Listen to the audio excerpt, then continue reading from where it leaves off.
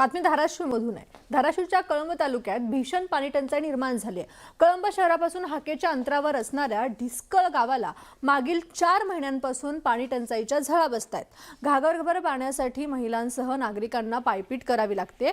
पाण्याचं नियोजन केल्याचं प्रशासनाचं म्हणणं आहे, मात्र तरीही समस्या न सुटल्यानं नागरिकांकडून संताप व्यक्त होतोय।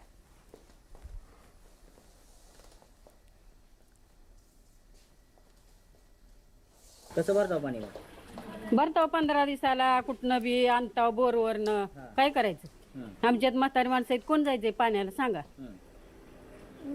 आम्हाला पाण्याची सोय पाहिजे। ग्रामपंचायतला गेलो 3 वेळेस गेलाय तरी पाणी सोडलेलं नाही। काय म्हणते ते?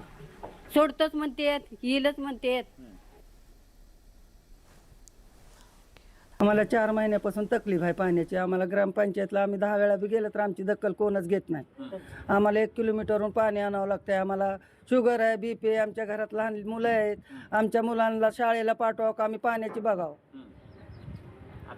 आता आम्हाला टँकर येते, तिथं बी 100 माणसाची गर्दी असते, भेटतंय किंवा ना भेटतंय, पाईप टाकले की पाणी जात आहे।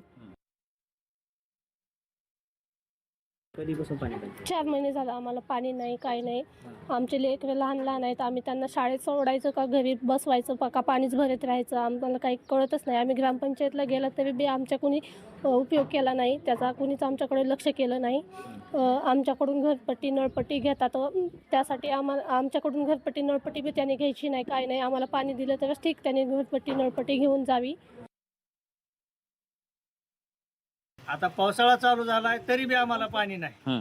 अजून हे किती दिवस चालणार हे आम्हाला माहित नाही। आमच्या गल्लीतल्या बाया, लेकरं शाळा सोडून, कॉलेज सोडून सगळे पाण्याला वनवन फिरत आहेत।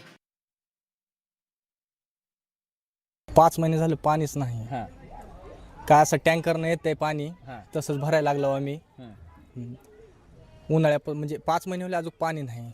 लय परेशान आहेत पाण्यामुळे आम्ही।